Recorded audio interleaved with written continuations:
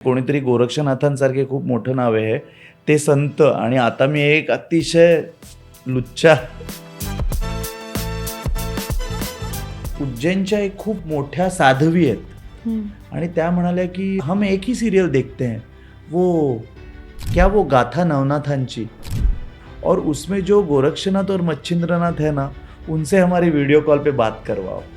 Back to back shooting, back to back classes, आणि कथ्थकमध्ये पढंत करावं लागतं क्लासमध्ये. ते एवढं झालं की माझा आवाज पूर्ण गेला माझा आवाज. म्हणजे मी क्लासिकल डान्स स्टाईल्स उगाचच बदनाम झाल्या.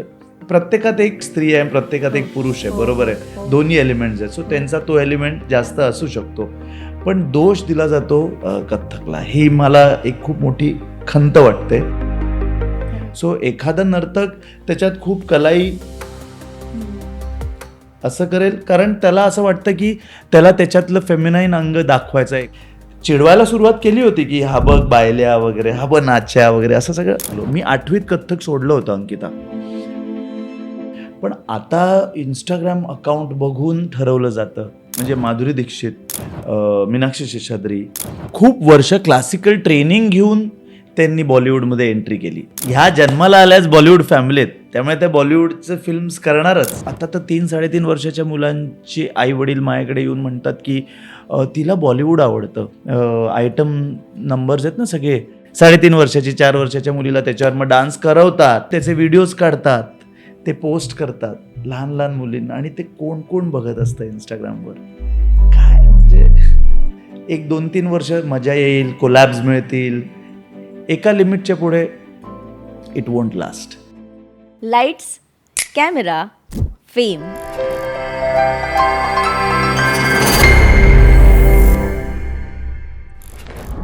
माका वाटतं मी नदीच्या ह्या किनाऱ्यावर उभा असाय बापानो, आणि माझो बापूस या किनाऱ्यावर. तुमच्यामधून भली मोठी नदी वाहता रे. त्या 2 किनाऱ्यांका जोडू एक साखं वय होतं ना.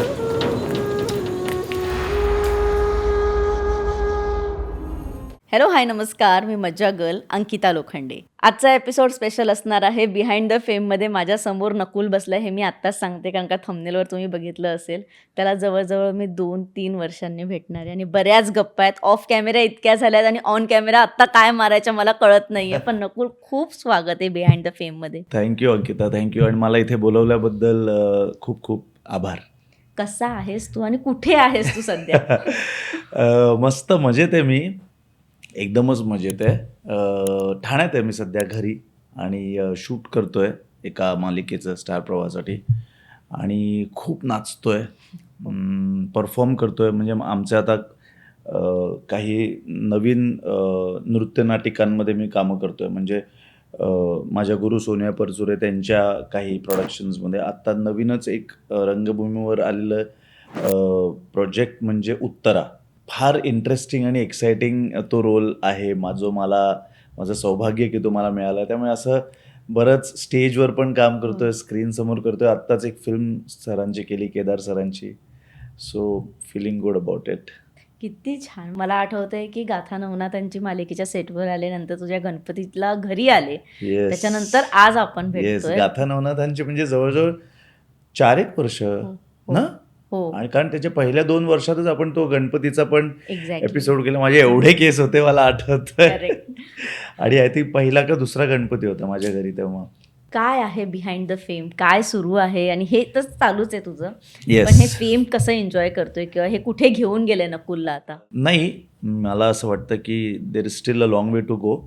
पण फेम आणि प्रेम हे खूप सिनॉनिमस, म्हणजे काय म्हणतो, सेम साऊंडिंग 2 वर्ड्स आहेत. आणि फेमपेक्षा प्रेम खूप मिळतं आहे असं मला वाटतं, आणि प्रेम मिळाल्यामुळे बहुतेक थोडंसं फेम मिळेल. आणि मी 3-1 वर्ष मायथो केलं. त्याच्या आधीसुद्धा मी मायथोच करत होतो. एक महादेवांची भूमिका करत होतो, लक्ष्मीनारायण नावाची सिरियल होती. त्याच्याही आधी मी मायथोच करत होतो, जय मल्हार. तर मी थांबलो होतो की असं काहीतरी नॉर्मल मी कसा दिसतो, असा एक नॉर्मल शर्ट पॅन्ट मधला रोल मला मिळावा. आणि लकीली मला ही भूमिका मिळाली, ठरलं तर मग मध्ये. आणि मी अशी मध्यवर्ती खलनायकाची भूमिका कधी केली नव्हती. So I think it is a challenge आणि मजा येते खूप करायला. पण मला तेच तुला विचारायचं होतं की प्रत्येक कलाकार ना प्रत्येक भूमिकेनंतर थांबतो, वेगळ्या भूमिकेची वाट बघतो किंवा वेगळ्या जॉनरची वाट बघतो. पण तुझ्या आयुष्यात सलग स्पिरिच्युअल किंवा आपण म्हणूया आध्यात्मिक गोष्टी घडत गेल्या किंवा तशा सिरियल तुझ्याकडे येत गेल्या. हो. माणूस म्हणून किती बदल झाला या तिन्ही मालिकेंच्या दरम्यान? खूप खूप खूप प्रश्नच नाही. कसं आहे, आपण ना म्हणजे आता लहानपणापासून एखादं दैवत फॉलो करत असतो किंवा आपण आपल्या घरी काही रिलिजियसली किंवा काही कस्टम्स असतात, ट्रेडिशन्स असतात. गणपती येतो तर माझ्या आजोबांकडे 10 दिवसाचा यायचा. आता माझ्याकडे पण असतो गणपती, माझ्या काकाकडे असतो. तर तेव्हा आपण खूप देवाचं काय काय काय काय करत असतो, म्हणत असतो. पण जेव्हा आपण ती भूमिका करतो ना, जेव्हा आपल्याकडे ती भूमिका येते ना, तेव्हा आपण वेगळ्या पद्धतीने विचार करायला लागतो आणि आपण आपल्याला कळतं की अरे काय देवाबद्दल काय किंवा या एखाद्या भूमिकेबद्दल पब्लिकच्या मनात काय आस्था आहे, म्हणजे काय वेगळ्या लेवलला ते आपला विचार करतायत. आणि त्यावेळेला म्हणजे आधी आपण एक तर चल एक रोल मिळाला, एक सिरियल मिळाली, चला आता शूट सुरू होईल, एक छान वाटतं प्रोफेशनली, आपल्याला एक नवीन काम मिळालं, इथे ते असतं. पण जेव्हा त्याची तयारी सुरू होते, त्याचं कॉस्ट्युम ट्रायल होतात आणि मग आपण पुढे जातो, तेव्हा सिरियलचे एपिसोड्स यायला लागतात, तेव्हा आपल्याला कळतं की लोक आपल्याला वेगळ्या पद्धतीने बघतायत आणि ते फार डीप आहे, माहिती आहे, फार डीप आहे. म्हणजे रिरन्स म्हणजे अनेक सिरियल्सचे जिथे जिथे मायथो कॅरेक्टर्स मी केलेत त्याचे अजूनही रिरन्स बघितले जातात आणि अजूनही बघून त्यांचा जो मेसेज किंवा एक जो कॉल येतो ना की खूप ताकद मिळाली सर तुमचा हा एपिसोड बघून, तो एपिसोड नंबर 511 असं ते सांगतात. असं मला इंस्टाग्रामवर मेसेजेस आहेत. आज मी 722 बघितला. मी बोललो 1 मिनिट, 722 म्हणजे तो 722 म्हणजे त्याच्यात तुम्ही असं करता, मग मच्छिंद्रनाथांना तुम्ही जाऊन भेटता. इतकं म्हणजे बघ ना काय लेवल्सची इंटेग्रिटी आहे त्यांची, त्यांच्या त्या स्पिरिच्युअल त्यांचं एखादं काय बिलीफ असतो त्याच्याकडे बघण्याची त्यांची ताकद आणि त्याच्यातनं त्यांना मिळणारी ताकद. सो ते करत असताना आणि त्या सिरियलचं प्रमोशन करत असताना पण जाणवलं की लोकांना ना ते स्ट्रेस असतो ना आपल्या आयुष्यात, आपल्या सगळ्यांना माहिती आहे. म्हणजे बॉम्बेमध्ये आपण राहतोय, तू राहतेस, we are trying to make a living here, we are running our careers here. So तुला माहिती आहे की काय स्ट्रेस असतो. म्हणजे घरातनं बाहेर पडल्यावर लेट होणारे मी इथपासनं ते आता पुढचं प्रोजेक्ट काय, आता आपण EMI कसा भरणार आहोत, नवीन घर कुठे घ्यायचं किंवा सगळंच असतं ना, खर्च असतो, एव्हरीथिंग. सो त्या असे अनेक स्ट्रेटाचे लोक असतात, त्यांना किती असेल, म्हणजे त्यांना किती स्ट्रेस असेल, पण ते फक्त तो एक एपिसोड बघून ते तर सगळं विसरून जातात, माहिती आहे. आणि त्यांच्या डोळ्यात पाणी येतं. म्हणजे ते आणि भेटल्यावर वगैरे तर म्हणजे काय सांग, म्हणजे आम्ही प्रमोशनला वगैरे जायचो तर तुला माहिती आहे पाया वगैरे पडायचं आहे गं. त्यामुळे मला असं वाटतं की एवढ्या सगळ्या भूमिका मला मिळाल्या, एकतर ह्याच्यासाठी लक लागतं. कारण पहिल्यांदा मला विष्णूची भूमिका करायला मिळाली आणि ती सुद्धा लक बाय चान्स मिळाली. मी रिप्लेसमेंट म्हणून ती जय मल्हारमध्ये माझी एंट्री झाली. आणि मी कृष्ण अनेक वर्ष करत होतो स्टेजवर आणि कुठेतरी झी मराठीचे एक खूप मोठे प्रोग्रामिंग हेड आले होते माझ्या कृष्णाच्या प्रयोगाला आणि त्यांनी ते बघून ठेवलं होतं. आणि जेव्हा त्यांना विष्णूचं कास्टिंग करायचं होतं तेव्हा त्यांनी माझा विचार केला. आणि मला असं वाटतं की क्लासिकल डान्सिंगचा खूप पगडा आहे माझ्या पर्सनॅलिटीवर.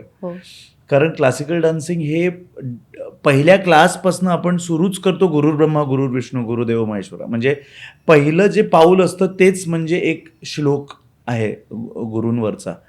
तर इतकं ते आध्यात्मिक आहे किंवा स्पिरिच्युअल आहे किंवा स्पिरिच्युअलिटीकडे घेऊन जाणारं आहे. त्याच्यात एक नुसतंच ते स्टेप्स शिकवल्या आणि गाणं लागलं आणि 1 ते 8 बार शिकले, हा पुढचा बार, ही कोरिओग्राफी, चला करूया, असं नाही आहे. ते खूप वेगळं आहे. तर त्याच्यामुळे मला असं वाटतं की तो पगडा आहे आणि म्हणून मे बी मायथोचे रोल्स मला जास्त मिळाले. आणि मी अनेक वर्ष ना खूप हार्ड प्रे करत होतो, माहिती आहे अंकिता, की मला महादेव करायचं. कारण आयुष्यभर नटराजन म्हणजे सगळेच डान्सर्स त्यांना खूप मानतात. ते is the God of dances. आणि त्यांचं फायनली रोल करायला मिळणं आणि ते सुद्धा 3 वर्ष आणि त्याच्यात सुद्धा मला तांडव प्रस्तुत करायची संधी मिळाली सोनी मराठीवर. I am feeling very lucky about it. छान वाटतंय. किती छान. पण हे जे प्रेम पर्यंत ठीक असतं, पण त्याचं नंतर प्रेशर येत जातं अशा मालिकेंचं किंवा अशा भूमिकांचं. कारण का प्रेक्षक फार भावनेने आणि फार मनापासून तुमच्याकडे येतात आणि पाया पडतात, सगळी दुःख सांगतात की तुमच्यामुळे माझं हे झालं किंवा ते झालं किंवा मी बरा झालो किंवा मी माझ्या आयुष्यात सगळं चांगलं घडतंय. एका पॉइंटला नकुल प्रेशर येतं का की आपल्याकडून काही वाईट नाही झालं पाहिजे? खूप जास्त प्रेशर येतं अंकिता, खूप जास्त. म्हणजे मला असं कधी कधी असं वाटतं की काही बोलू नकोस, काही करू नकोस, कुठे दिसू नकोस असं काही करताना, कारण काहीतरी वेगळं इमॅजिन केलेलं असतं त्यांनी. आणि आता सुद्धा म्हणजे आता तर मी खलनायक करतोय ना टी व्हीवर, आणि मी एकेकाळी संत करत होतो. तर संत म्हणजे कोणीतरी गोरक्षनाथांसारखे खूप मोठं नाव आहे ते संत, आणि आता मी एक अतिशय लुच्चा खलनायक करतोय. सो त्यावेळेला ते इतकं ते डिस्टर्ब होतात की तुम्ही असं का करताय, आम्हाला खूप त्रास होतोय, आम्ही तुम्हाला गोरक्षनाथ आणि महादेव म्हणून बघितलंय. मी म्हणालो की हे बघा, हे काम आहे आमचं आणि एका ॲक्टरला सगळं करता आलं पाहिजे. सो तुम्ही ते सुद्धा त्या पद्धतीने, जसं त्या पद्धतीने तुम्ही पाहिलं तर मी स्वतः काय गोरक्षनाथ नव्हतोच, पण मी त्यांची भूमिका केली. खरे गोरक्षनाथ जे आहेत, ज्यांची आपण तुम्ही जेव्हा ग्रंथ वाचता, जेव्हा खरे गोरक्षनाथांबद्दल तुम्ही वाचता, तर पण स्क्रीनवर तुम्हाला मी दिसतोय, तसंच खरे विलन वेगळे असतात, स्क्रीनवर मी तुम्हाला दिसतोय. त्यामुळे असं काही तुम्ही काळजी नका करू.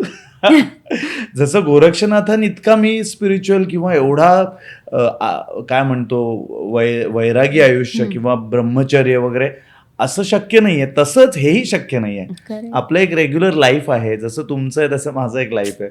सो हे अशी संभाषणं होतात इंस्टाग्रामवर, आणि म्हणजे असं सोडून नाही चालत, कारण ते फार सिरियसली बघत असतात, खूप खूप सिरियसली बघत असतात. आणि म्हणजे एक तर मला आणि जयेशला, ज्यांनी मच्छिंद्रनाथांची भूमिका केली, एकतर माणूस आज सुद्धा, म्हणजे अजून आम्ही त्याला भेटलो नाही आहे. सिरियल सुरू झाली 2021 साली, 22, 23, 24ला सिरियल संपली. अजूनही तो इंस्टाग्रामवर रडत आम्हाला व्हिडिओज पाठवतो की मला प्लीज भेटा, मला माझ्या गोरक्षनाथांना आणि मच्छिंद्रनाथांना भेटायचं आहे.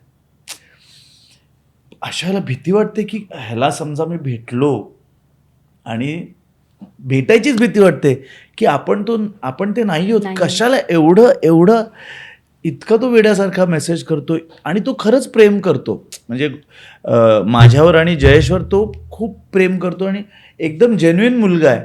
पण भेटायची भीती वाटते ग, कारण असं वाटतं की अरे काय त्यांचं बघण्याचा काय वेगळा दृष्टिकोन आहे, आणि आपण एक ॲक्टर होत, आता ती संपली आहे भूमिका, आपण आता त्याच्यात नाही होत, आपण निघालो पुढे, आणि आपण त्या भूमिकेच्या समोर, त्या रोलच्या समोर आपण काहीच नाही होत. Just a common man.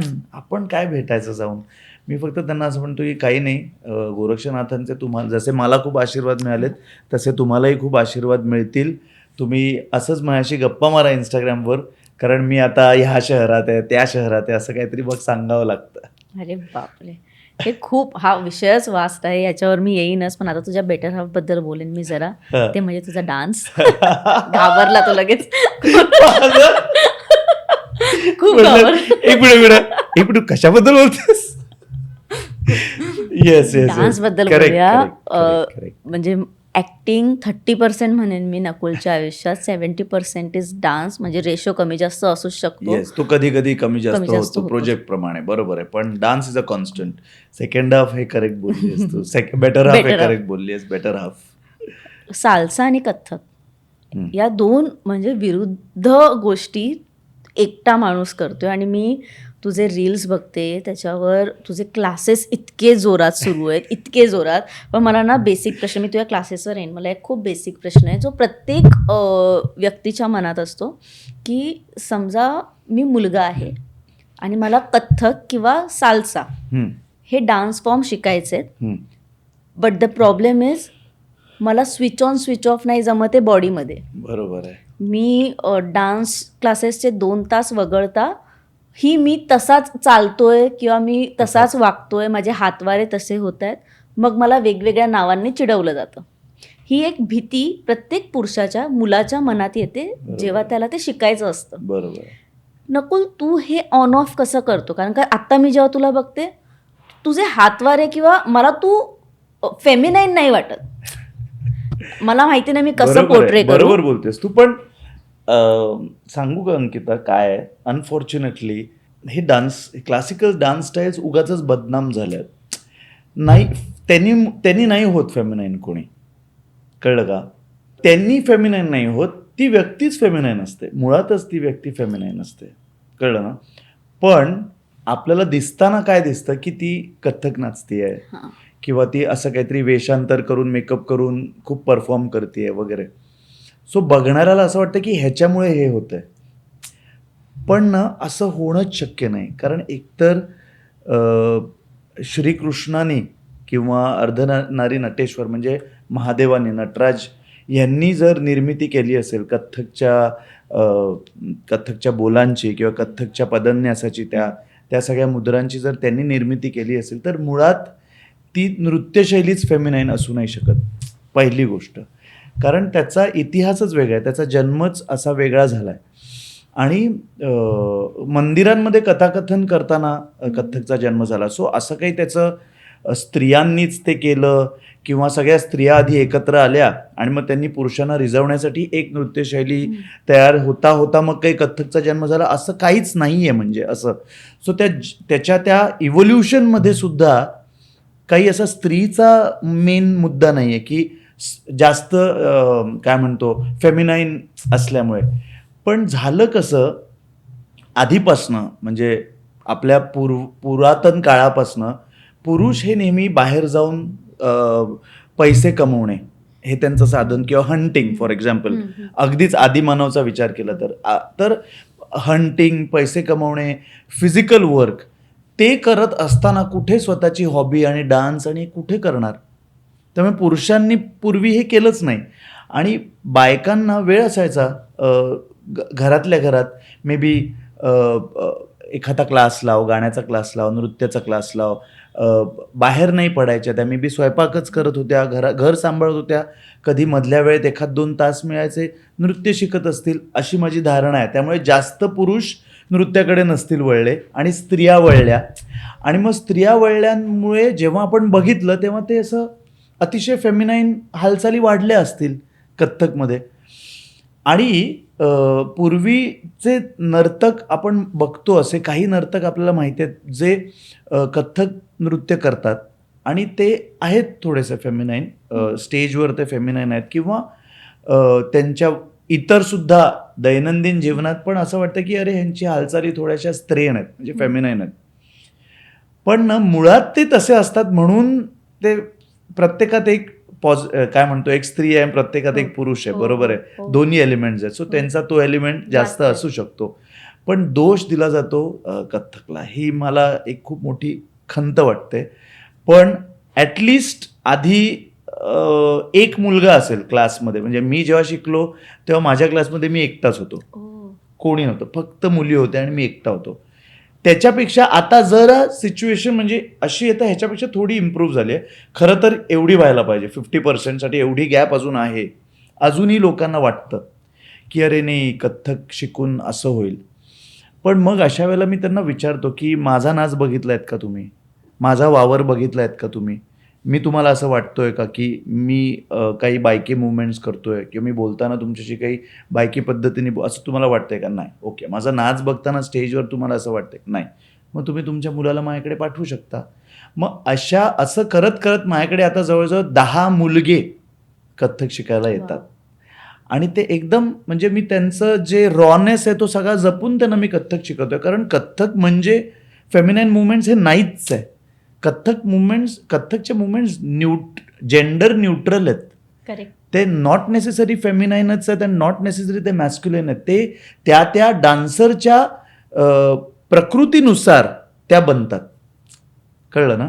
म्हणजे समजा ही कथ्थकची एक सीधे हात की गत किंवा एक खूप बेसिक मुद्रा आहे, बरेचदा ती केली जाते. तर एखादी स्त्री ती वेगळ्या हाताने करेल आणि एखादा पुरुष ती वेगळ्या पद्धतीने करेल, कारण ते त्याची ती पद्धत आहे. पण या मुद्रेत काहीच नाही बघ ना, या मुद्रेत असं काही फार पुरुषी पण नाही आणि फार स्त्रीसारखं पण नाही आहे. ही अतिशय ऑथेंटिक कथ्थकची खूप जास्त वापरली गेलेली पोज आहे फक्त. पण ती तो नर्तक कशी इंटरप्रेट करतो ते प्रत्येकाचं क्रिएटिव्ह फ्रीडम आहे. सो एखादा नर्तक त्याच्यात खूप कलाई असं करेल, कारण त्याला असं वाटतं की त्याला त्याच्यातलं फेमिनाईन अंग दाखवायचं आहे. एखादा नर्तक तो फक्त धा धेन धेन धा आ धा तेन तेन तकीट धा. आता ह्यात काही पुरुषी नाही आहे ना. तर हे जे म्हणजे ती करण्याची आणि बघण्याची ती पद्धत आहे. आणि लहान लहान मुलं कोविडमध्ये माझ्याकडे कथ्थक शिकायला ऑनलाईन आले. मला खूप छान वाटलं, कारण त्यांच्या आईवडिलांनी रिसर्च केला. आईवडील रिसर्च करणं हे खूप महत्त्वाचं आहे, की ही व्यक्ती कुणाकडे शिकते आहे, ही व्यक्ती किती वर्ष शिकते आहे, मग ही व्यक्ती कशी नाचते स्वतः. एखादी शैली जर कोणीतरी शिकवत असेल तर ती स्वतःला प्रॅक्टिस करता आली पाहिजे ना. ही व्यक्ती नाचतच नाही, फक्त नाच शिकवते, तर मग कसं चालेल. स्टेजवर वावर झाला पाहिजे, सततचा असला पाहिजे, प्रॅक्टिस सुरू पाहिजे. जर तुम्ही करंटली एखादा स्पोर्ट्स पर्सन स्पोर्ट्स शिकवतोय पण तो स्वतः काहीच ते करत नाही, त्याच्यापेक्षा एखादा जो करंटली तो स्पोर्ट करतोय तो जास्त वेगळ्या पद्धतीने त्याच्यातले लेटेस्ट गेममधले काय खाचाखोचा आहेत ते शिकवेल. सो तसंच नृत्याचं पण आहे. ती व्यक्ती करंटली नर्तन करत असणारी पाहिजे आणि रेग्युलर फॉर्ममध्ये पाहिजे, मग ते जास्त चांगलं शिकवलं जाईल असं मला वाटतं. जे बोललास की पेरेंट्सने रिसर्च केला पाहिजे, पण असे बरेच पेरेंट्स मी बघते जे फक्त मोठी ॲड आहे किंवा थोडे सेलिब्रिटी फेसेस आहेत किंवा इंस्टाग्रामवर व्हायरल रील करतात किंवा व्हायरल व्हिडिओ करतात आणि छान व्हायरल आहेत, मग आपल्या मुलांना त्या क्लासेसला लावतात. तुझ्या बाबतीत तू असं काही बघितलंय की? मला असं पूर्वी खूप मला असं हे जाणवायचं. आता काय माहितीये, कधी कधी असं म्हणजे एखाद्या चॅनलचा अवॉर्ड फंक्शनमध्ये नाच होतो, मग माझं एक रील येतच, किंवा मग एखादा काहीतरी प्रयोग एखादं प्रोडक्शनमध्ये मी परफॉर्म करतो, मग काहीतरी एक रील येतच, कोणीतरी ते टाकतं, शेअर करतं, त्यामुळे मी दिसतो आता इंस्टाग्रामवर. पण असा काळ होता एक 10 वर्षांपूर्वी, तर मी एवढा नाही दिसायचो नाचताना इंस्टाग्रामवर, किंवा मी पण एवढा अवेअर नव्हतो की अरे टाका इंस्टाग्रामवर आपले व्हिडिओज टाका, ठीक आहे एवढं काय, आपल्याला येतोय ना नाच आणि आपण चांगलं शिकवतो ना, ते आपल्याला माहिती आहे ना. पण आता इंस्टाग्राम अकाउंट बघून ठरवलं जातं, म्हणजे आता ही काळाची गरज, आता काय म्हणायचं त्याला, it's a very weird thing. तर आता मी टाकतोय, पण ह्याच्या आधी लोकांना असं वाटायचं की अरे नाही हा काय एवढा शिकवत नसेल, एवढं काही हा नृत्य करत नसेल. म्हणजे एक 10-15 वर्षांपूर्वीची गोष्ट, 10 वर्षांपूर्वीची, जेव्हा एवढं इंस्टाग्रामचा सुळसुळाट नव्हता, एवढं किंवा यूट्यूब व्हिडिओज आणि हे सगळं एवढं नव्हतं. पण मग तेव्हा काही जणांचं होतं, तेव्हा काही जण ऑलरेडी करायला लागले होते, मग त्यांना असं वाटायचं की हां हेच बरोबर आहे, किंवा तेच टी व्हीवर दिसत असत. मग त्यांना वाटायचं की हा स्टेजवर हा दिसतो हे, किंवा हा दिसतोय म्हणजे हा बरोबर करतोय. असं नाही की क्लासमध्ये येऊन बघणं किंवा माहिती काढणं, की म्हणजे बोललो ना रिसर्च करणं, ते असं नाही आहे. पण आता काय होतं, आता माझं एखादं रील बघितल्यावर लगेच शिकावं असं वाटतं त्यांना. पण मग त्यांच्या धारणा अजून त्याच असतात की हां मग तुम्ही स्टेजवर घेऊन जाल ना माझ्या मुलांना, किंवा लगेच आता 6 महिन्यात पहिली परीक्षा कथ्थकची होईल ना. मी बोललो कसं होईल, आणि तुम्ही हे का ठरवताय, त्याच्या ट्रेनरला ठरवू दे ना, मला ठरवू दे. आणि परीक्षा आणि स्टेज ह्याच्यासाठी नाही नृत्य शिकायचं आणि शिकवायचं. त्यांना तिला आवडतंय, तिला आनंद मिळतोय, तुमच्या मुलाला किंवा मुलीला आनंद मिळतोय म्हणून ते करू द्या. ते चांगलं झालं तर परीक्षा होणारच आहे, स्टेजवर परफॉर्मन्स होणारच आहे. सो बरेचदा असं होतं की तुम्ही काही सेमी क्लासिकल शिकवा ना, किंवा तुम्ही लावणी शिकवा ना, किंवा तुम्ही काहीतरी बॉलिवूडचं एखादं गाणं का नाही कथ्थकच्या क्लासमध्ये शिकवत. तो तिकडचा एक क्लास आहे तुमच्याच सोसायटीच्या मागे का तिकडे बाजूला ठाण्यात, तिकडे प्रत्येक कथ्थकच्या क्लासमध्ये एक बॉलिवूडचं सेमी क्लासिकल गाणं घेतात. मी बोललो नाही हो असं करत, असं मी नाही करू शकत. कारण मला माझ्या गुरूंना फेस करायचं आहे आणि त्यांनी कधी असं शिकवलं नाही, त्यामुळे मी असं कधी शिकवणार नाही असं आहे. म्हणजे अजूनही अपेक्षा आहेत की थोडंसं बॉलिवूड असावं, थोडंसं स्टेजवर जावं, परीक्षा पटपट देता याव्यात, असं अजून आहे. सॅड पण होईल. म्हणजे मला असं वाटतं की सिच्युएशन आपण जितकं पॉझिटिव्हली त्याच्याकडे बघू तितकी सिच्युएशन सुधारू शकते. There will always be some people जे आपलं ऐकणारच नाही आहेत. म्हणजे 100%. म्हणजे 3 आणि 4 वर्षाच्या मुलांना पण पेरेंट्स, म्हणजे आता तर 3-3.5 वर्षाच्या मुलांची आई वडील माझ्याकडे येऊन म्हणतात की तिला बॉलिवूड आवडतं, तिला लावणी आणि बॉलिवूड आवडतं, किंवा तिला ते आयटम नंबर्स आहेत ना सगळे, गुलाबी साडी वगैरे, तिला त्याच्यावर करायचं आहे. मी बोला हो, तिचं वय काय, 3.5-4 वर्षाची, तिला तुम्ही असावा सुंदर चॉकलेटचा बंगला ऐकवलं आहेत का? नाही, ते काय आहे? हो, ही लहान बालगीतं आहेत, ही आधी ऐकवा, त्याच्यावर आपण काहीतरी नृत्य कोरिओग्राफ करू, तिला असं काहीतरी शिकवा, कथ्थक शिकवा. तुम्ही आत्ताच बॉलिवूड आणि आयटम नंबर्स आणि लावणी ह्याला एक्सपोज का करता लहान मुलांना? हे फारच, म्हणजे हा एक वेगळा मोठा डिस्कशनचा मुद्दा आहे. तर ते घरात घडलं पाहिजे, म्हणजे लहानपणी सांगितलं पाहिजे. आणि एक्सपोजर देतात आई वडील. हातात यूट्यूब, हातात इंस्टाग्राम, हातात TV, हातात सगळा ॲक्सेस मिळतो. सो तो ॲक्सेस मिळाल्यामुळे त्यांना काय वाटतं, लहान मुलांना आणि मुलींना हे आपल्यासाठीच आहे. पण हे जे कंटेंट डिझाईन केले जातात ते जेनझी आणि अडल्टसाठी आहेत, लहान मुलांसाठीचे हे कंटेंट्सच नाहीत. लहान मुलांसाठी इंस्टाग्रामवर कंटेंट बनला तर तो दाखवण्यासारखा, पण तसा कंटेंटच नाही बनत.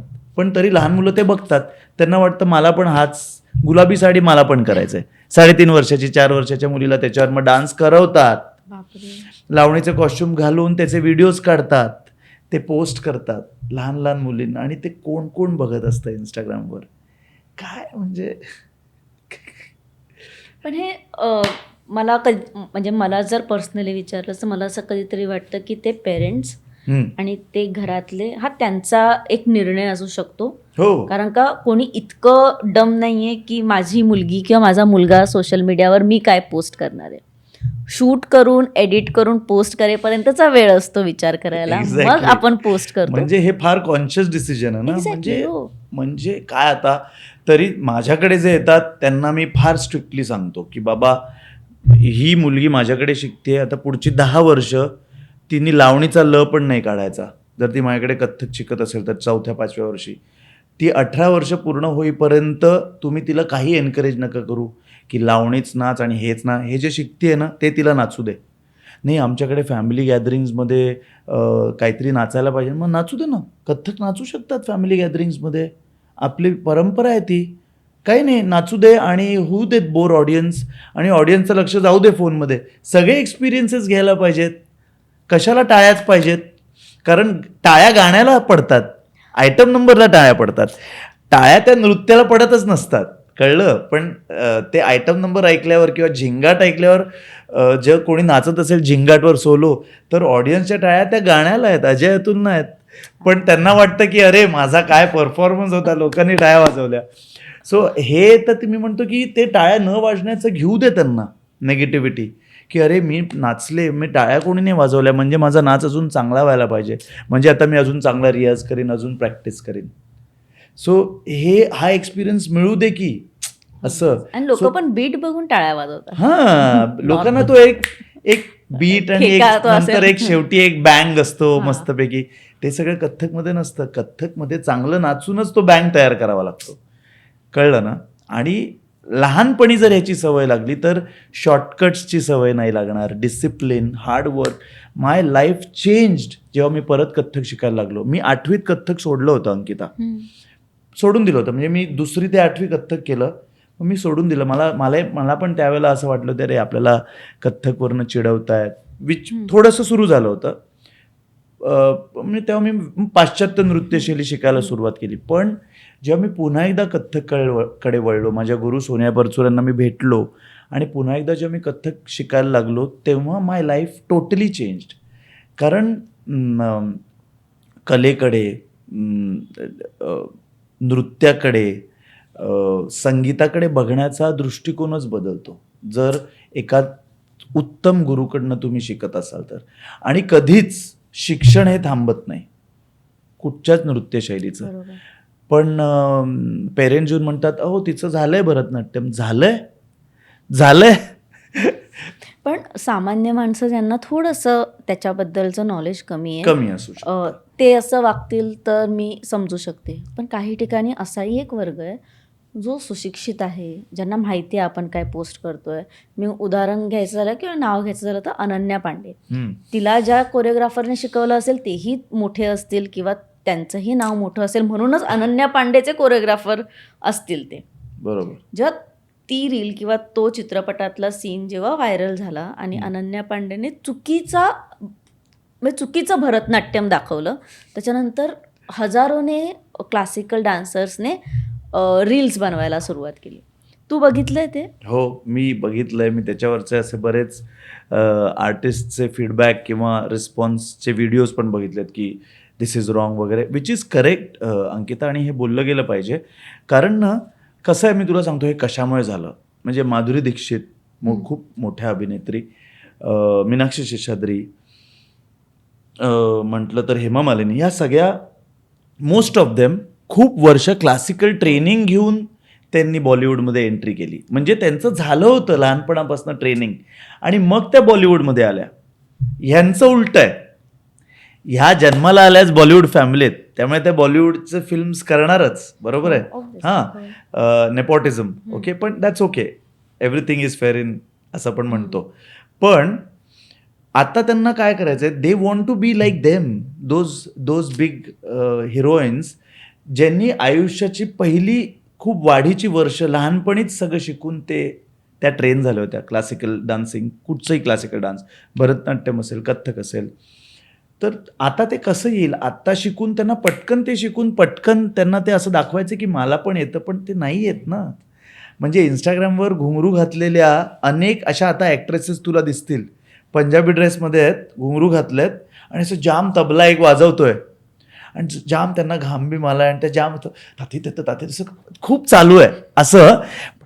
हे त्यांना करायचं नाही आहे, हे त्यांना इंस्टाग्राममध्ये दाखवायचं आहे फक्त की हे बघा आम्ही पण कथ्थक शिकतो, आम्हाला पण येतं. हे दाखवणे आणि येणे हे दोन वेगळ्या गोष्टी आहेत. सो जर अनन्या पांडे किंवा कोणी आत्ताच्या ज्या यंग अभिनेत्री आहेत त्यांना जर येत असतं ना, मुळातच अनेक वर्ष शिकून जर त्यांनी तो प्रयत्न केला, ते काय 1 आणि 2 वर्ष शिकून, चल 3-4 वर्ष पण शिकून येण्यासारखी ती गोष्ट नाही आहे.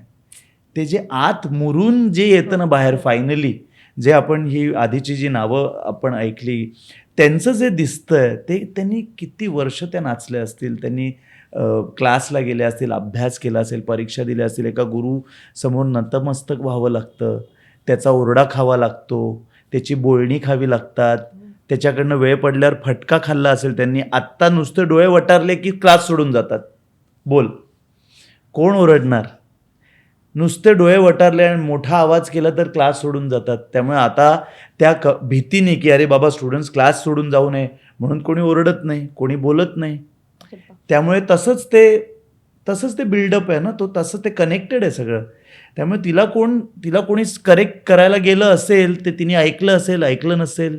तो त्या कोरिओग्राफरला किती येतं आहे क्लासिकल डान्स, त्या ज्या फिल्मसाठी ते झालं होतं, त्या फिल्मच्या डिरेक्टर अँड प्रोड्युसरला किती त्याची गरज वाटली की ते ऑथेंटिक असावं. बरोबर आहे. म्हणजे कुठे जनक पायल बाजे, ज्याच्यात आपण गोपीजी आणि संध्या यांचं नृत्य बघतो, ते हे बॉलिवूडमधलं अप्रतिम बॉलिवूडमधलाच सिनेमा. पण तू बघशील आणि एक एक गाणं दिसतं. आणि as oppose to these latest performances, ह्या सगळ्यात ट्रेनिंगचा जो मुद्दा आहे ना तो खूप महत्त्वाचा आहे. येणं आणि येतंय हे दाखवणं, ह्या 2 वेगळ्या गोष्टी आहेत. येतंय हे दाखवणं, यात पॉसिबिलिटी न येण्याची जास्त आहे, आणि येत असतं त्याला येतच असतं. सो ते काय. करेक्ट. मला अजून एक प्रश्न आहे की प्रत्येक स्टुडंटमध्ये ना त्याच्या गुरुची छवी दिसते किंवा तो गुरु प्रत्येक वेळेला डोकावतो त्या स्टुडंटमधून. सोनिया परसुरेबद्दल मला तुझ्याकडून ऐकायचं आहे, कारण मी जेव्हा त्यांचे व्हिडिओ बघते मी फक्त डोळ्यात हरवते. कारण का त्यांचे डोळे काहीतरी वेगळंच सांगतात. म्हणजे याच्या खाली तुम्ही जाऊच शकत नाही त्या व्यक्तीच्या. त्यांचं चेहऱ्याचे एक्सप्रेशन सगळे इकडे. इकडेच आहे, तुम्ही इग्नोरच करू शकत नाही. म्हणजे त्यांनी नॉर्मलही बोलावं हो, हो. तरी ते मला ते काय बोलतायस ते कळतच नाही. मी त्यांच्या चेहऱ्याकडेच बघते. कारण ते चेहऱ्यावरचे जे अमेझिंग एक्सप्रेशन असतात ते आपल्याला इतके हिप्नोटाईज करून टाकतात. एक्झॅक्टली. म्हणजे माझ्या गुरूंची ओळख अशी शिवाजी पार्क वर असंच बाय द वे येता जाता झाली. म्हणजे असं पण नाही की फॉर्मली मी त्यांना भेटलो किंवा काय. आणि माझा एक मित्र होता हेमंत बर्वे, आणि तो म्हणाला, अरे हे पण कोरिओग्राफर आहे, ही तुझ्याच फील्डमधली आहे, तू पण डान्सर आहेस वगैरे वगैरे, तर मी बोललो हो चालेल, मला भेट करून दे, मला आवडेल भेटायला. आणि मग अशीच बाय द वे भेट झाली का, बाय द वे. आणि पहिल्या भेटीच्या पहिल्या म्हणजे 10 मिनिटातच पहिला प्रश्न मला विचारला की तू कथ्थक शिकलायस ना, मग कृष्णा नावाची एक मी नृत्यनाटिका करते, तर त्यात तू कृष्णाचा रोल करशील, असं तिने मला, तिची एक टिपिकल स्टाईल आहे. तर मी म्हणतो, तेव्हा मी असं म्हटलं की हो मला आवडेल करायला, पण त्यावेळेला मी MSc करत होतो मुंबई युनिव्हर्सिटीत, आणि मी 8वीतच सोडलं होतं कथ्थक. तर मी तिला म्हटलं की मी सोडलं आहे पण मी कथ्थक 8वीत, मला माहीत नाही मी कथ्थक किती करू शकेन आता. नाही काही प्रॉब्लेम नाही, उद्यापासून तू 10 मिनटं रोज तत्कार कर, रियाज सुरू कर, नंतर बोलू. असं करून ती गेली. मी एवढा असा एकदम एक्साइट पण झालो होतो आणि भीती पण वाटत होती की अरे असं होणार, 10 मिनटं आता रोज आटगून करायची तत्काराची. मी रियाज सुरू केला होता आणि मग मी भेटलो, मग माझी तिने प्रॉपर ऑडिशन घेतली, मग तिथून कृष्ण ह्या नृत्यनाटिकेचा प्रवास सुरू झाला. आणि मग पुन्हा एकदा मी कथ्थक शिकायला तिच्याकडे सुरुवात केली. आणि मग मी विशारद म्हणजे ग्रॅज्युएशन, मग पोस्ट ग्रॅज्युएशन म्हणजे अलंकार, गांधर्व महाविद्यालयातनं अलंकार पदवी मिळवली. आणि तेव्हा ॲक्च्युअल म्हणजे लोकांना असं वाटतं की विशारद झालं, अलंकार झालं म्हणजे झालं ना, आता मिळालं ना, आता सर्टिफिकेट मिळालंय, झालं. तर सोनियाचं असं म्हणणं, आणि तेच खरं आहे की तिथे तर खरी सुरुवात आहे, तिथे तुमचं खरं नृत्य तिथे सुरू होतं की आता बघूया आपण काही करता येतंय का, काही जमतंय का, आता आपण परफॉर्म करण्याचा आणि समजण्याचा प्रयत्न करू. सो आम्ही सगळेच शरयू नृत्य कला मंदिरचे विद्यार्थी फार फार भाग्यवान आहोत, कारण वेगवेगळ्या प्रोडक्शन्समध्ये आम्ही आता इन्व्हॉल्व्ड आहोत. कथ्थक म्हणजे शुद्ध शास्त्रीय कथ्थकचं प्रशिक्षण तर घेतोच आहोत, पण त्याचबरोबर एखादी भूमिका, म्हणजे मी गीतरामायण नावाचं आमचं एक नृत्यनाटिका, त्यात मी रावणाची भूमिका करतो आणि कृष्ण पण करतो. आणि आता मी उत्तरा नावाची जी नवीन नृत्यनाटिका, त्यात मी अर्जुन करतोय. सो अशा वेगवेगळ्या भूमिका करायला मिळणं, आणि आपले गुरु ते दिग्दर्शित करतायत आणि कोरिओग्राफ करतायत, हे फार मोठं भाग्य आहे. म्हणजे we are all very lucky. आणि आता मी जवळजवळ म्हणजे 20 वर्ष आता तिच्याबरोबर आहे, आणि माझी बरीचशी पर्सनॅलिटी तिने शेपअप केली आहे. नृत्याची समज, कोरिओग्राफीची समज, म्हणजे मी स्वतः कोरिओग्राफी सुरू करण्याच्या आधी तिच्याकडे अनेक प्रोजेक्ट्समध्ये ॲज अन असिस्टंट कोरिओग्राफर मी ट्रेन झालो. म्हणजे सही रे सही नाटकापासनं मी तिच्याकडे ॲज अन असिस्टंट कोरिओग्राफर म्हणून मी काम करू शकलो, ती संधी मला मिळाली. आणि मग सही रे सही वगैरे, मग काही सिनेमे पण केले.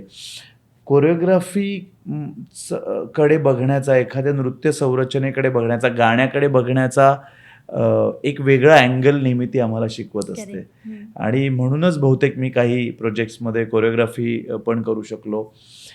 आणि म्हणूनच बहुतेक मी मनुष्य चिल्लर नावाची जी मिस वर्ल्ड होती, तिला चांगल्या पद्धतीने कोरिओग्राफ करू शकलो तिच्या मिस वर्ल्डच्या डान्स राऊंडमध्ये परफॉर्मन्ससाठी.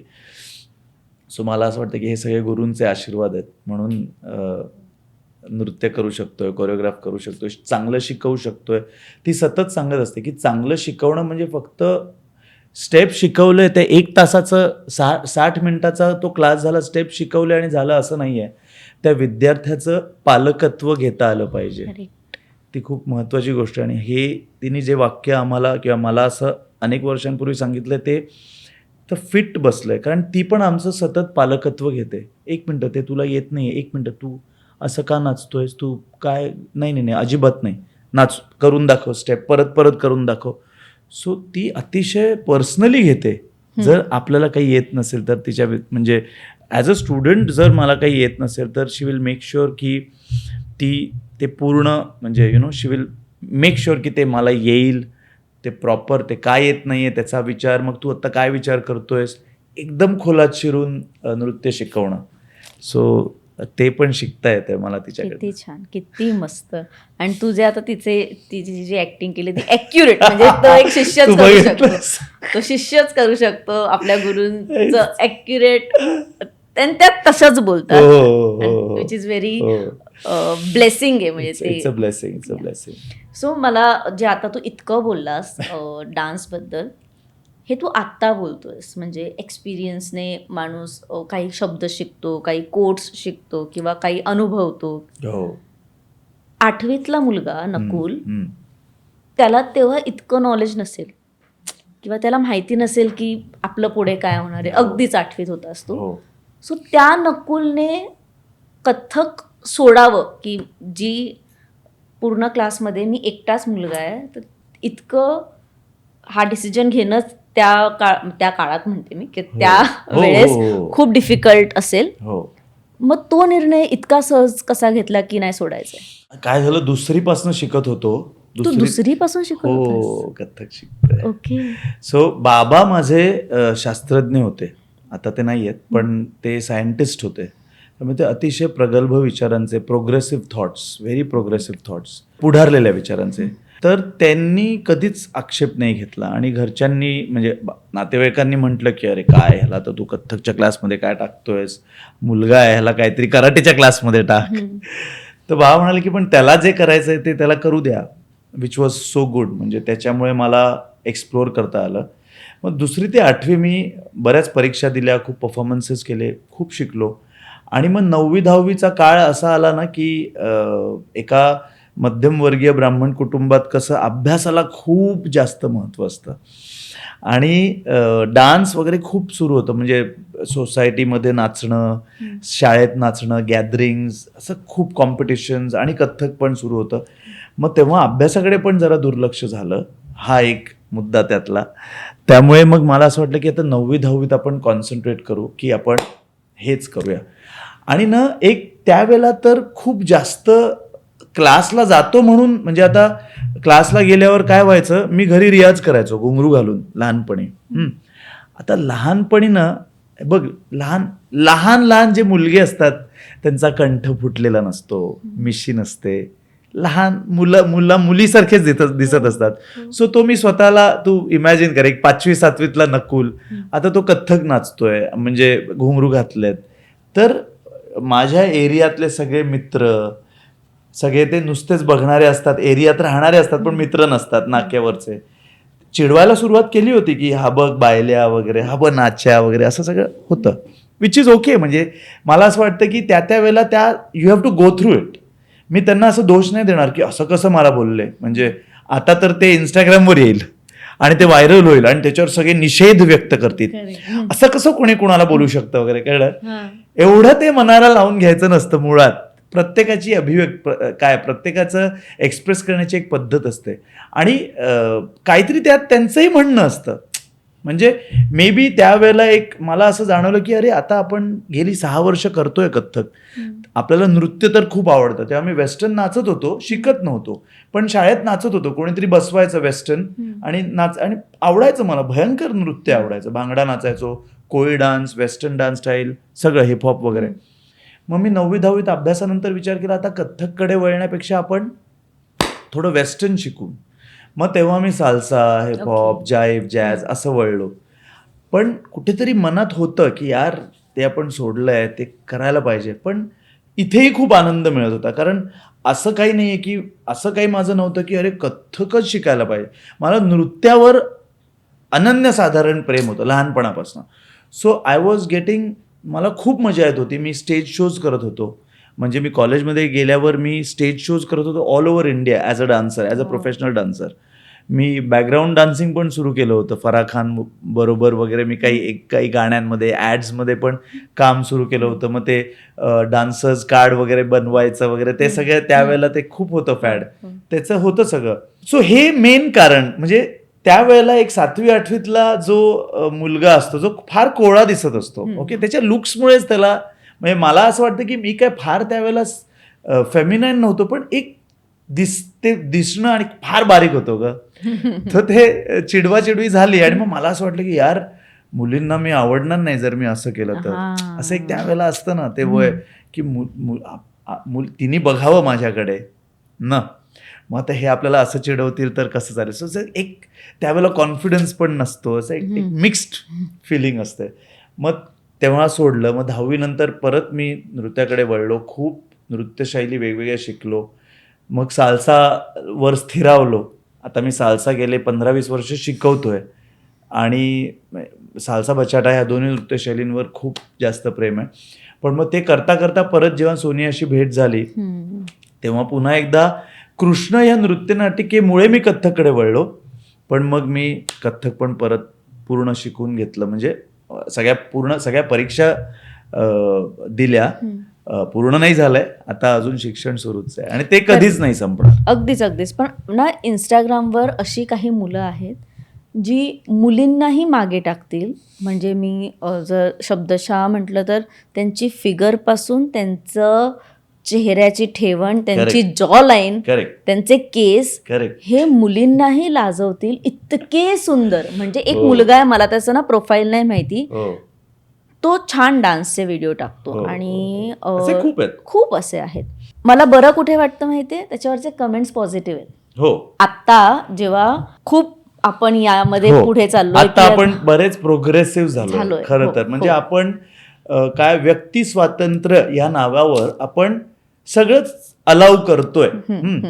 पण त्याच्यात एक पण आहे, माझं एक म्हणणं आहे त्याच्यावर की त्यांनी करिअर्स घडतात की नाही ह्याच्यावर माझा अजून खूप मोठा प्रश्न आहे. एक प्रश्नचिन्ह आहे की त्यांनी त्या व्यक्तीचं करिअर किती घडणार आहे, किती स्वतः एक फॅमिली, मे बी त्याची पण एक फॅमिली असेल, त्याचे आईवडील असतील, त्याचं पण पुढे फॅमिली वाढणार असेल, तो त्या गोष्टीवरनं किती प्रोग्रेस करणार आहे आणि किती सक्सेस त्याला मिळणार आहे याबद्दल मला किंतु परंतु शंका आहे. ते इंस्टाग्रामवर छान दिसतोय तो आणि मस्त, काय मस्त यार, मस्त नाचतो ना, लाईक, फॉलो, हे इतपतच आहे. कारण ती 90 सेकंदाची एंटरटेनमेंट आहे ना. जे रिकामे लोक आहेत किंवा जे ट्रॅव्हल करतायत ऑफिसवरनं थकून रील्स बघतायत, त्यांच्यासाठी 90 second is amazing entertainment. Wow, काहीतरी नवीन बघायला मिळालं. मग ते रील्स शेअर करतात. ते पण एक बॉन्डिंग आहे त्यांचं, त्या इंस्टाग्रामच्या त्यांच्या फ्रेंड्स बरोबर, व्हॉट्सअपच्या फॅमिली ग्रुप्सवर व्हिडिओज टाकतात. ते एक बॉन्डिंगचा एक तो छान जरिया आहे त्यांचा. पण ह्या व्यक्तीला हे कळलं पाहिजे की ह्याच्यावर त्या व्यक्तीचं आयुष्य काढता येणार आहे का, आयुष्यभर हे ती करू शकणार आहे का, हा विचार जर केला तर मग तिकडे बघण्याचा दृष्टिकोन बदलेल. आणि दुसरी गोष्ट, मी म्हटलं तसं नृत्यामुळे ती व्यक्ती तशी नाही आहे झालेली, हेही माझं खूप ठाम मत आहे. कारण नृत्यामुळे असं कोणी पुरुषी आणि स्त्रीसारखं होत नाही. म्हणजे मग जर एखादं असा हिपहॉप आणि लॉकिंग पॉपिंग करणारी मुलगी, ती काय लगेच मिशा वाढवायला लागते का? नाही ना, ती पण मुलगीच असते ना आयुष्यात आणि ती मुलगी म्हणूनच राहते. असं त्या व्यक्तीचा तो पर्सनल चॉईस आहे की केस वाढवायचे, मग मे बी ब्लीच करायचं, मे बी मेकअप करायचा, मग मुलीसारखं दिसायचं. दॅट पर्सन्स पर्सनल चॉईस असू दे.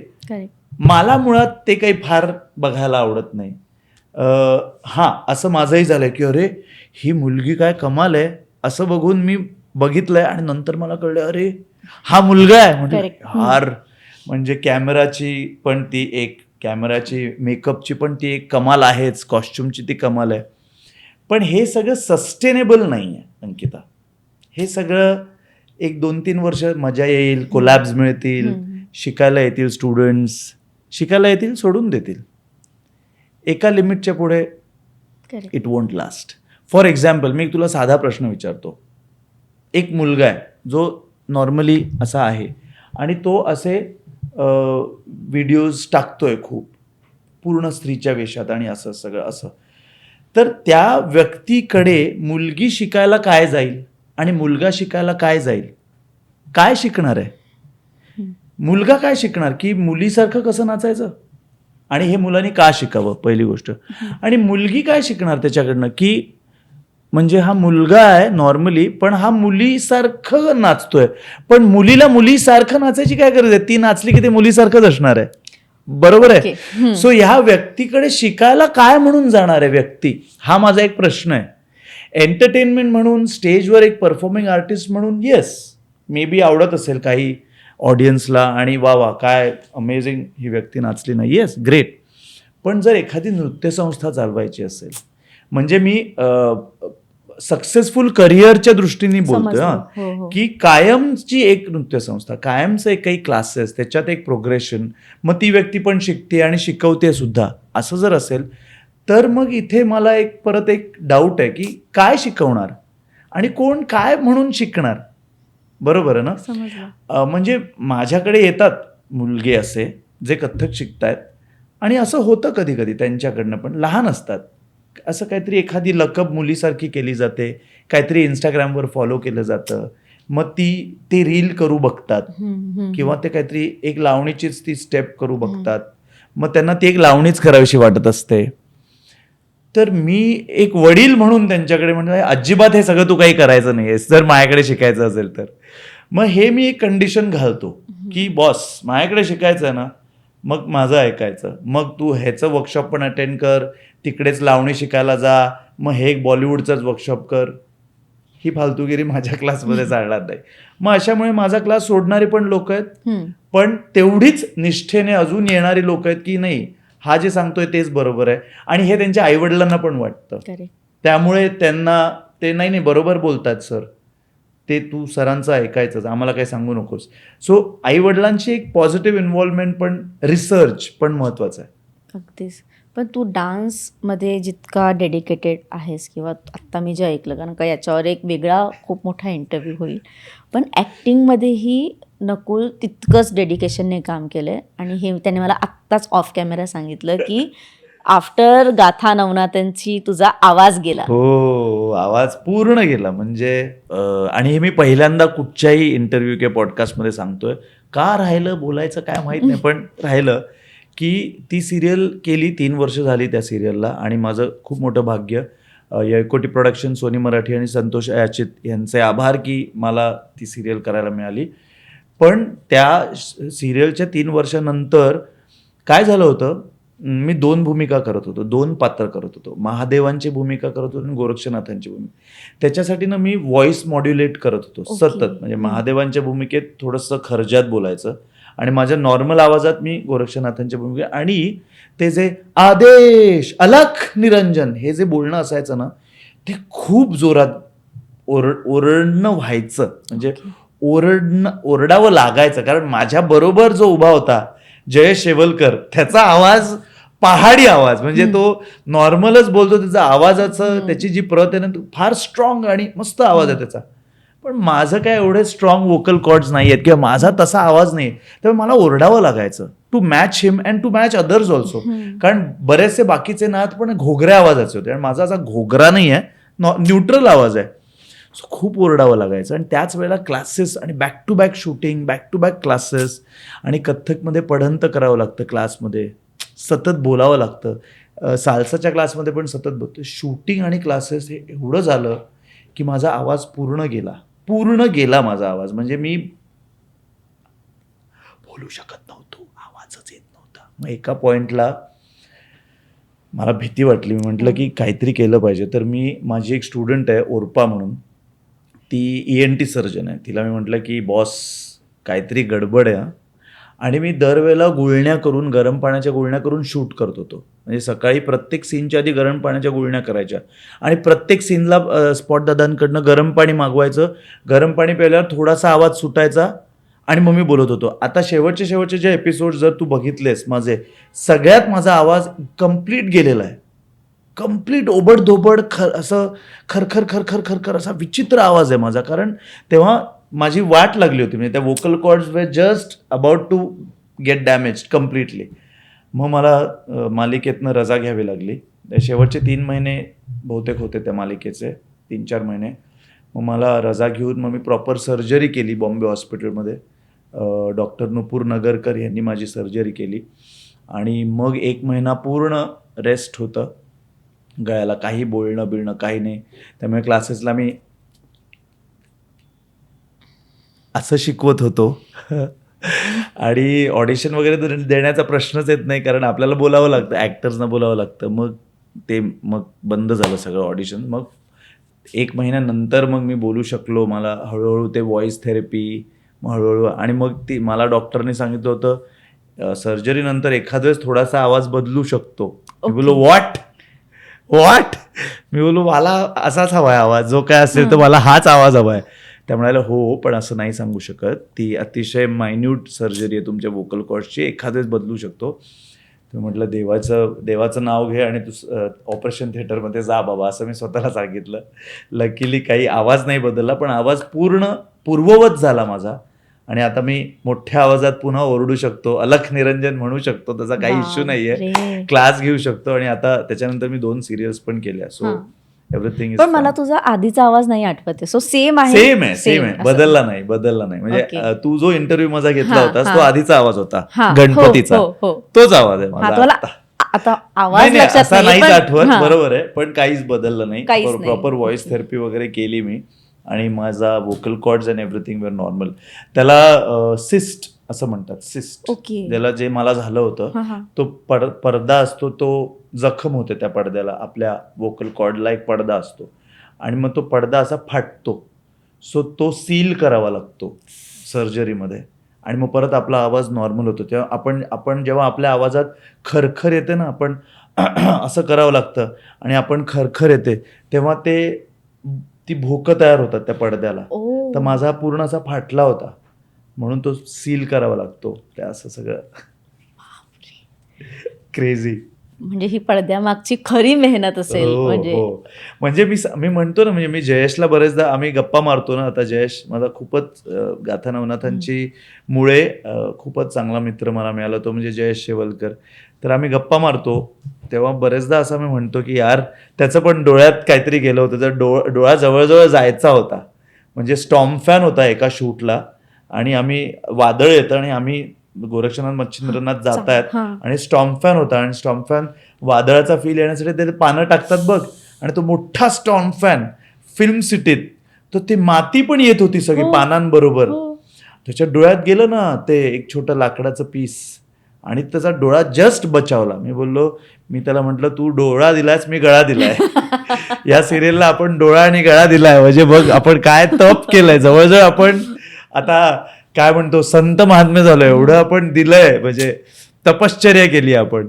So it's a joke, but joke सपाट मला खूप छान वाटतं. म्हणजे तेच झालं, म्हणजे आत्ताही लोक त्या भूमिकेसाठी नाव काढतात किंवा आता जर मी माझ्या टीमला सांगितलं की मी नकुल घाणेकरचा इंटरव्ह्यू करणार आहे, अच्छा तो का गोरक्षनाथ. हो, म्हणजे कसं होतं की प्रत्येक भूमिका कलाकाराच्या आयुष्यात येते, ती काही ना काहीतरी सांगायला येते किंवा काही ना काहीतरी शिकवायला येते. येस.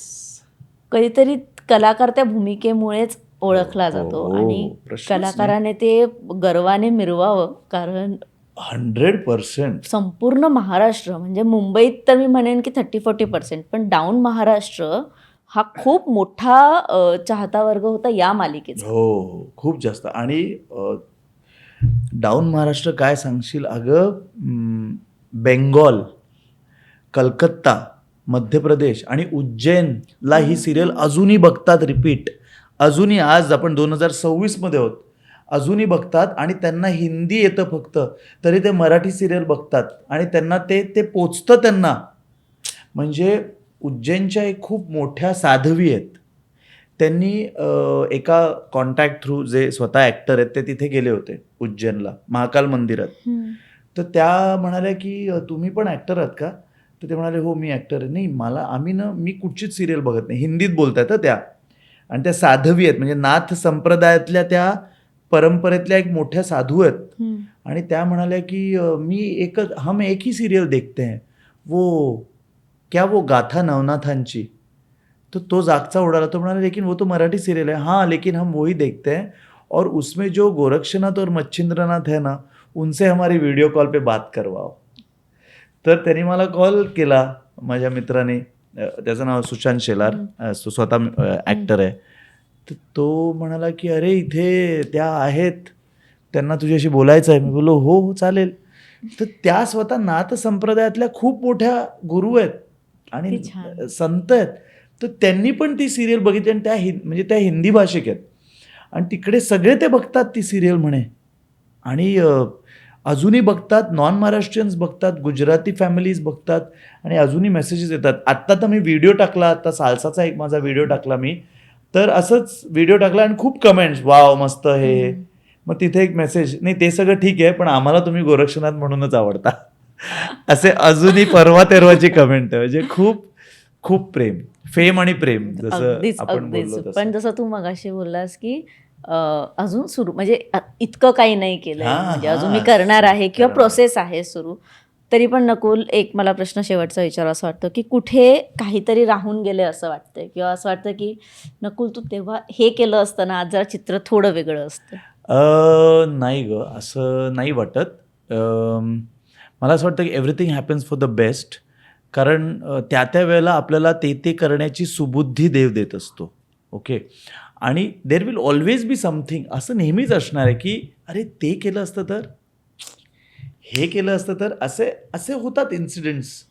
पण ना इतकं म्हणजे आत्ता touch wood by god's grace I am very happy in a lot of ways, professionally, सगळं personally, everything is fine. So आपल्याला man is a very greedy animal. Okay. So ते असं वाटत राहणार की आता असं झालं होतं, एक दोन मला सिरियल्स त्यावेळेला, म्हणजे जेव्हा अजूनही चांद्राताई झाली तेव्हा मला 2 सिरियल्स आल्या होत्या, मोठ्या मध्यवर्ती भूमिका लीडची. पण त्यावेळेला मी ऑलरेडी काहीतरी एक नाटक घेतलं होतं किंवा Okay. डान्स क्लासचा एक मोठा शो होता. सो त्या त्या वेळेला त्या त्या भूमिका सुटल्या, असं होतं. म्हणजे आणि त्या मोठ्या मोठ्या भूमिका पण होत्या, त्या नाही करता आल्या. पण ते तर होणारच आहे ना, कारण मुळात असंच आहे ना, there will be many opportunities. एखादी मिस होणार आहे, एखादी मिळणार आहे, पण त्या मिळालेल्या ऑपॉर्च्युनिटीचं तुम्ही कसं सोनं करता हे तुमच्या हातात आहे. बरोबर. जे करू शकत नाही आपण किंवा ते मिळू नाही शकलं किंवा जी आली होती आणि तेव्हा आपण दुसऱ्या कामात आपल्या डेट्स दिल्या होत्या फॉर एक्झाम्पल, तर त्याचं आता काय, म्हणजे ते त्याचा विचार करून आपण फक्त विचार करणार, म्हणजे कळलं ना. पण आय एम रिअली हॅपी की जे काही म्हणजे जे काही choices I made in life, शिक्षणाशी रिलेटेड म्हणा किंवा मग नृत्याशी रिलेटेड, ॲक्टिंगचे प्रोजेक्ट्स, काही मला खूप चांगली, खूप उत्तम नाटकं करायला मिळाली अंकिता, आणि खूप मोठी मोठी नाटकं करायला मिळाली. सो त्या त्या वेळेला ते आपल्याला जेव्हा मिळत असतं ना, ते ब्लेसिंग्ज असतात प्रेक्षकांचे, त्यांचं प्रेम असतं आणि आईवडिलांचे, गुरूंचे आणि देवाचे ब्लेसिंग्ज असतात ते. सो ते त्यावेळेला तेच बरोबर असतं, जे आपल्याला त्यावेळेला सुबुद्धी होते ते करायची. सो तसं काही असं मेजर नाही आहे की असं. पण हो, मला असं वाटतं की काही मला अशा 1-2 प्रोजेक्ट्स आले होते, सिरियलचे प्रोजेक्ट्स, की जे त्यावेळेला मला काही एक ऑलरेडी काम हातात घेतलं आहे, नाटक हातात घेतलं आहे किंवा काय, किंवा काहीतरी डान्सचं ऑलरेडी माझ्या हातात एक काम होतं, एक क्लासचा कार्यक्रम होता मोठा. सो ते लगेच ऑन द फ्लोअर जाणार होते. मी बोललो ते तर शक्य नाही आहे, मी 2 महिन्यांनी करू शकतो, असं होतं. त्याच्यामुळे. पण असं होणार म्हणजे I have to be open to it. कारण मी 2 गोष्टी, मी 2 क्षेत्र करतोय. मी 100 काय फुल टाईम ॲक्टर नाही आहे आणि फुल टाईम डान्सर म्हटलं तर नाही, कारण मी ॲक्टिंग पण करतोय. सो कधीतरी हे सुटणार आणि कधीतरी हे करावं लागणार, आणि त्यात मजा पण आहे. खूप मजा. कारण हेल्थ बेनिफिट जो आहे ना नृत्यातनं मिळालेला, तो कुठच्याही ॲक्टरला शूट करून नाही मिळणार, हे मी तुला लिहून देतो. अगदीच अगदीच. जो हेल्थ बेनिफिट आहे ना तो ट्रिमेंडस आहे. म्हणजे त्यासाठी 2-3 प्रोजेक्ट्स कुर्बान असं होऊ शकतं. म्हणजे तेच ना, अंत भला तो सब भला. म्हणजे जिथे Exactly. तू खुश आहेस तिथे सगळंच संपतं. म्हणजे Exactly. जिथे सेकंड क्वेश्चनला काही जागाच नाहीये की मी खुश आहे, मी जे करतो त्यात मी खुश आहे. त्यात मग आता खूप मोठे प्रोजेक्ट जरी आले आणि मी खुश नाहीये तरी मी खुशच नाहीये. सो मी 4 वर्षांपूर्वी ज्या नकुलला भेटलेले आणि मी आत्ता ज्या नकुलला भेटले, त्यात फरक जाणवला. खूप, काय म्हणजे बोलतेस? तुम्हाला खूप फर्म वाटतोय हो. आता उत्तर देताना पण Touch wood. बोलताना पण क्या म्हणजे बात तो आधीही फर्म होताच पण पर्सेंटेज वाईज आत्ता हम्म. वाढलाय किंवा तो Yes. कॉन्फिडन्स लेवल वाढलाय किंवा मी असं म्हणेन की आधी तो टॉपिक सोडून खूप बोलायचा. आता तो त्याला माहिती आता त्याला मी काय नेमकं प्रश्न बोलू Exactly. शकतोय. त्याला माहिती त्याला Good- काय प्रश्न good विचारलाय progress. तो सगळीकडे जाऊन परत त्याच प्रश्नाच्या उत्तरावर एंड करतो. आणि मला हे जेव्हा मी आर्टिस्टना खूप वर्षांनी भेटते मला खूप आवडतं I know. की आणि artist- तुला हे खूप जाणवत असेल हो. ना कधी कधी की अरे आर्टिस्ट ग्रो मी होत काय आहेत. प्रश्न विचारतो आणि आता ओके आता उत्तर आलं. आणि कधी कधी काय असं तुम्ही माणसंच आहात म्हणजे तुम्हीही आमच्यासोबतच म्हणजे मी तुमच्यासोबत पुढच्या- मोठी हो, झाले आणि हो. तुम्ही माझ्यासोबत मोठे झाले. प्रश्नच नाही. तर आम्हाला कळतं पटकन की हा कलाकार. आता मी गेल्या वेळेस याच कार्यक्रमाचा आधीचा पॉडकास्ट मी संस्कृतीसोबत केला. ओके. सो तिच्या नृत्य नाटिकेनंतर ती फार वेगळी झाली. तिचे आधीचे इंटरव्ह्यू नंतरचे इंटरव्ह्यू पॉसिबल. खूप ठहराव कारण आला. संस्कृती पण क्लासिकल शिकते करतीये हो. आणि शी इज अ क्लासिकल आर्टिस्ट. ते फरक दिसतं. पडतो. हो. दिसतं फरक डेफिनेटली पडतो. सो हे खूप छान आहे आणि मला प्रचंड आवडतं जेव्हा आर्टिस्ट असे छान ग्रो होतात म्हणजे जे जमिनीवर राहून पण खूप छान ग्रो होतात. आणि Nakul Thank you. Thank you so much एका फोनवर तू हो बोललास. Not at इतक्या all. Busy स्केड्यूलमधून Thank Tu you. आलास. Thank thank you you. So much. आणि तुझ्या पुढच्या सगळ्याच प्रवासासाठी थँक्यू सो मच. तर मी आधी म्हटले पण ऑल द व्हेरी बेस्ट. आणि आम्हाला Yes. असं वाटतं की तुझे पुढचे प्रयोग आम्हाला ॲज अ ऑडियन्स म्हणून Yes, बघण्याची yes. संधी येस. तू द्यावी. तेव्हा तिथेही काही इंटरव्ह्यू व्हावा. Yes. तू कसा रेडी होतोस किंवा 100%. त्या प्रोग्रामच्या आधीचा नकुल कसा आहे आणि त्या प्रोग्रामच्या नंतर असं व्हावं की काही असे ऍक्टिंगचे प्रोजेक्ट्स मोठे मला मिळावेत आणि आपण तिथे ऑन सेट इट्स मज्जाचे इंटरव्ह्यूज करू. नक्की. आणि ते प्रोजेक्ट मोठे नसले तरीही नकुलसाठी इट्स मजा नेहमीच येस. येईल. 100%. नक्कीच. Thank you so much. आणि तुम्हाला हा इंटरव्ह्यू आवडलाच असेल तर लाईक करा, शेअर करा, कमेंट करा आणि सबस्क्राईब नक्की करा. तोपर्यंत मी मज्जागल अंकिता नकुल घाणेकर सोबत घेते तुमचा निरोप. मराठी चित्रपटसृष्टीमधील latest update, original web series, shows, गाणी आणि एंटरटेनमेंटसाठी आमच्या चॅनलला सबस्क्राईब करा आणि बेल आयकन दाबायला विसरू नका.